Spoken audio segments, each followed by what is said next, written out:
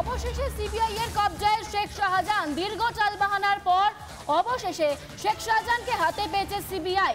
Joka ESI হাসপাতালে স্বাস্থ্য পরীক্ষার পর নিয়ে যাওয়া হয় নিজাম প্যালেসে। আপাতত সিবিআই হেফাজতেই থাকবে শেখ শাহজাহান। সিবিআই এর হাতে পড়তেই ঔদ্ধত্য উধাও হয়েছে শেখ শাহজাহানের। একেবারে ভয়ে চুপসে শেখ শাহজাহান। প্রশ্ন উঠছে, অনুব্রত মণ্ডলের পর কি এবার তিহার যাত্রায় শেখ শাহজাহানও?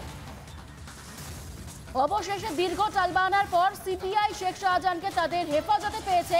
দীর্ঘ টালবাহানা চলে, আমরা দেখেছি কিভাবে লাগাতার সেই টালবাহানা চলেছে। অবশেষে শেখ শাহজাহানকে হাতে পেয়েছে সিবিআই। জোকা ইএসআই এর স্বাস্থ্য পরীক্ষা করার পরই তাকে নিয়ে যাওয়া হয়েছিল নিজাম প্যালেসে। আপাতত সিবিআই হেফাজতেই থাকবে শেখ শাহজাহান। সিবিআই এর হাতে পড়তেই ঔদ্ধত্য উধাও হয়ে গিয়েছে শেখ শাহজাহানের। অনুব্রত মণ্ডলের পর কি তিহার যাত্রায় শেখ শাহজাহান? প্রশ্ন উঠছে। এই প্রসঙ্গে দেশের প্রধানমন্ত্রী নরেন্দ্র মোদী ঠিক কি জানিয়েছেন, শুনুন। टीएमसी सरकार बंगाल की महिलाओं के गुनहगार को बचाने के लिए पूरी शक्ति लगा रही है,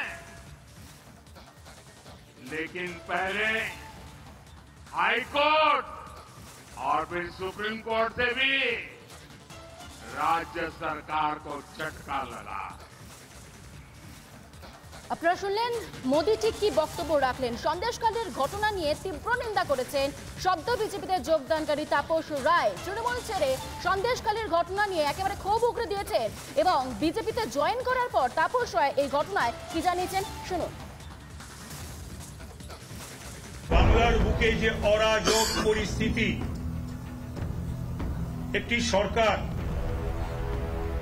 যে সরকার শেখ শাহজাহানদের সরকার, উত্তম সর্দারের সরকার, জয় হাজরাদের সরকার, শিবু হাজরাদের সরকার, এবং যে সরকার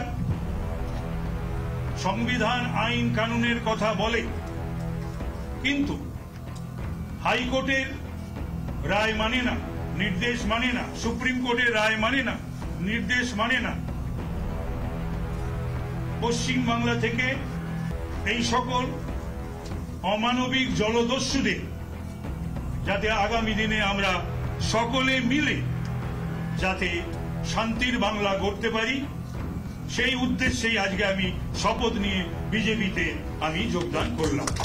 সরকার অমানবিক জলদস্যুদের সরকার, এমনটাই বলছেন তাপস রায়। তবে এই ঘটনায় অধীর রঞ্জন চৌধুরী, প্রদেশ কংগ্রেস সভাপতি, তার ঠিক কি বক্তব্য, শুনুন। দুর্ভাগ্যের এটা যে নারী ধর্ষণকারীদের জন্য বাংলার মুখ্যমন্ত্রী এগিয়ে আসছে। নারী ধর্ষণকারীদের রক্ষা করতে বাংলার মুখ্যমন্ত্রী আমার আপনার পকেটের টাকা নিয়ে সুপ্রিম কোর্ট যাচ্ছে। বড় দুর্ভাগ্য বাংলার এটা। বাংলার মুখ্যমন্ত্রী আপনি কাদের? আপনি মনে করছেন আইসিডিএস এর বেতন বাড়ালাম, আপনি মনে করছেন লক্ষ্মীর ভান্ডার দিলাম, তাতে মহিলাদের সম্মান রক্ষিত হবে? তো লক্ষ্মীর ভান্ডার দিচ্ছেন, আইসিডিএস দিচ্ছেন, আপনার দলের লোকরা যারা বাংলার মা বোনদের ধর্ষণ করছে, যৌন শোষণ করছে, রাত্রি 12টার পর স্বামীর পাশ থেকে কেড়ে নিয়ে বউকে নিয়ে চলে যাচ্ছে পার্টি অফিসে, গোটা রাত রেখে দিচ্ছে, তাদের কথা আপনার একবার মনে হচ্ছে না? আপনি বাংলার মহিলা মুখ্যমন্ত্রী, ভাবতে আমার লজ্জা লাগে। কোন নারী নিরাপত্তা নিয়ে প্রশ্ন তুললেন অধীর রঞ্জন চৌধুরী। এবার আপনাদেরকে শোনাবো রাজ্যের পুর এবং নগর উন্নয়ন মন্ত্রী ফিরহাদ হাকিম, তিনি এই ঘটনায় কি জানিয়েছেন, দেখুন। বাংলার সম্মান নিয়ে অসুবিধা হচ্ছে। সিবিআই মানেই সে সবকিছু করে দেবে, আর বাংলার পুলিশ মানে সে অপদার্থ, সে পক্ষপাতিত্ব নয়। যারা যেটা আজকে করছে যারা, তারা পক্ষপাতিত্ব। অবশেষে সিবিআই এর কবজায় শেখ শাহজাহান। দীর্ঘ টালবাহানার পর অবশেষে শেখ শাহজাহানকে হাতে পেয়েছে সিবিআই। জোকা ইএসআই হাসপাতালে স্বাস্থ্য পরীক্ষার পর নিয়ে যাওয়া হয় নিজাম প্যালেসে। আপাতত সিবিআই হেফাজতেই থাকবে শেখ শাহজাহান। সিবিআই এর হাতে পড়তেই ঔদ্ধত্য উধাও হয়েছে শেখ শাহজাহানের। একেবারে ভয়ে চুপসে শেখ শাহজাহান। প্রশ্ন উঠছে, অনুব্রত মণ্ডলের পর কি এবার তিহার যাত্রায় শেখ শাহজাহানও? অবশেষে দীর্ঘ টালবাহানার পর সিপিআই শেখ শাহজাহানকে তাদের হেফাজতে পেয়েছে। দীর্ঘ টালবাহানা চলে, আমরা দেখেছি কিভাবে লাগাতার সেই টালবাহানা চলেছে। অবশেষে শেখ শাহজাহানকে হাতে পেয়েছে সিবিআই। জোকাই ইসাইয়ের স্বাস্থ্য পরীক্ষা করার পরই তাকে নিয়ে যাওয়া হয়েছিল নিজাম প্যালেসে। আপাতত সিবিআই হেফাজতেই থাকবে শেখ শাহজাহান। সিবিআই এর হাতে পড়তেই ঔদ্ধত্য উদা হয়ে গিয়েছে শেখ শাহজাহানের। অনুব্রত মণ্ডলের পর কি তিহার যাত্রা শেখ শাহজাহান? প্রশ্ন উচ্চার। এই প্রসঙ্গে দেশের প্রধানমন্ত্রী নরেন্দ্র মোদী ঠিক কি জানিয়েছেন শুনুন। टीएमसी सरकार बंगाल की महिलाओं के गुनहगार को बचाने के लिए पूरी शक्ति लगा रही है,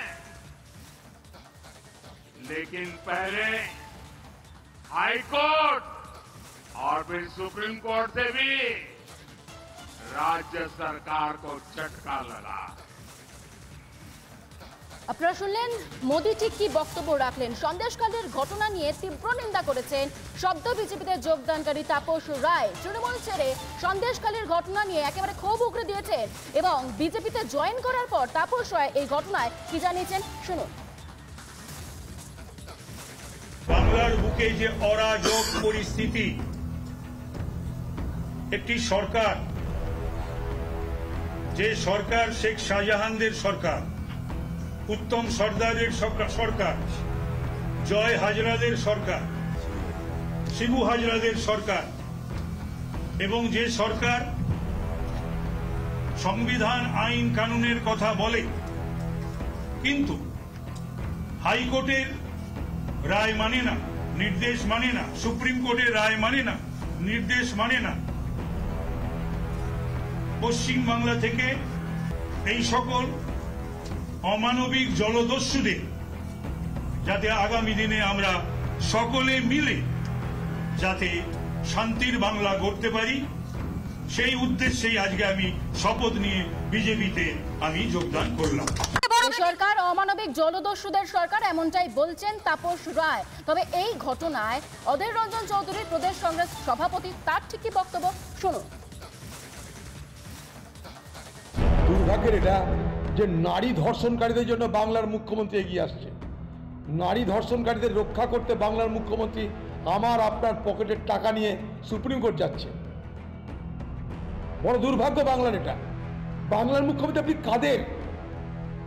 আপনি মনে করছেন আইসিডিএস এর বেতন বাড়ালাম, আপনি মনে করছেন লক্ষ্মীর ভান্ডার দিলাম, তাতে মহিলাদের সম্মান রক্ষিত হবে? তো লক্ষ্মীর ভান্ডার দিচ্ছেন, আইসিডিএস দিচ্ছেন, আপনার দলের লোকরা যারা বাংলার মা বোনদের ধর্ষণ করছে, যৌন শোষণ করছে, রাত্রি 12টার পর স্বামীর পাশ থেকে কেড়ে নিয়ে বউকে নিয়ে চলে যাচ্ছে পার্টি অফিসে, গোটা রাত রেখে দিচ্ছে, তাদের কথা আপনার করে মনে হচ্ছে না? আপনি বাংলার মহিলা মুখ্যমন্ত্রী, ভাবতে আমার লজ্জা লাগে।